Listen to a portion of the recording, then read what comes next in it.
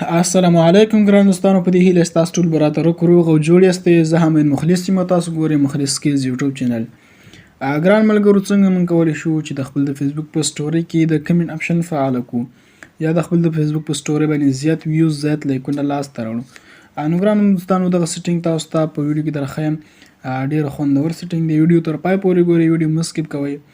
خو مخکې چې ویډیو شروع کوم، لومړی تاسو څخه په خورا درنه سوال کوم که چیرې تاسو موږ دغه ویډیو په یوټیوب کې ګورئ نو زموږ د یوټیوب چینل د سره سبسکرایب کړئ او د بیل آیکن هم دباو کړئ. که چیرې تاسو موږ دغه ویډیو په فیسبوک کې ګورئ نو زموږ پیج د سره فالو کړئ، لایک یې کړئ او زموږ دغه ویډیو نور ملګرو سره هم شیر کړئ تر څو هغوی هم له دغه سیټینګونو څخه خبر شي. ګران دوستانو، زه د ویډیو طرف ویډیو شروع کوم.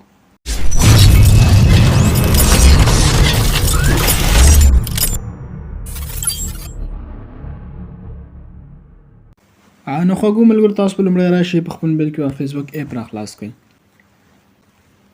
کله مو چې فیسبوک را خلاص کړئ، تاسو ګورئ دغه کونج کې د درې لاینې چې کوم دي، د درې کرښې چې کومې دي، په هغه دلته کلیک وکړئ او تاسو په لاندې داسې راشئ، دلته به په سیټینګ اینډ پرایوسي باندې کلیک وکړئ او بیا هم تاسو به دلته په دلته ګورئ د سیټینګ اپشن باندې به کلیک وکړئ. کله مو چې په سیټینګ باندې کلیک وکړئ، تاسو په دې لومړي سر کې په پروفایل سیټینګ باندې دلته کلیک وکړئ. کله مو چې په دې باندې کلیک وکړئ، تاسو به لاندې دا صفحه داسې راښکته کوئ او دلته به تاسو ته لیکلي وي چې په اخره کې سټوري سیټینګ. ګورئ ګران دوستانو، په دغه سیټینګ باندې به تاسو دلته کلیک وکړئ نو تاسو ته به دغه رقم یوه بله صفحه راوړي. په دغه صفحه کې به تاسو دغه ته لومړی اپشن په سټوري پرایوسي باندې دلته کلیک وکړئ.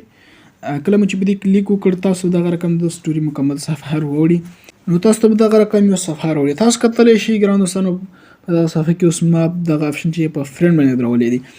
نو زه چې کومه سټوري جیا کوم، صرف یوازې زما فرند کولی شي زما سټوري وګوري، نه بل څوک یې هېڅ نشي کتلی. او دوهم چې دی دغلته پاسې لیکلي دي چې پبلیک، نو په دې کې کولی شي چې هر سړی ستا سټوري وګوري. نو ګران دوستانو، دغه اپشن به تاسو دغلته په پبلیک باندې ودروئ، د فرند به پبلیک ته واړوئ او دلته په سیف باندې کلیک وکړئ. نو ګران دوستانو، اوس کولی شي چې ستا سټوري زیات خلک وګوري، زیات لایکونه پرې راشي.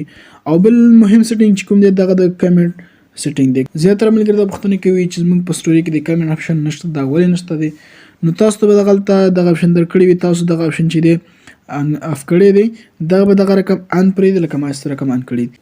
نو ګران دوستانو، که چیرې مې ویډیو خوښ وي، ضرور لایک د نورو ملګرو سره هم شیر کړئ.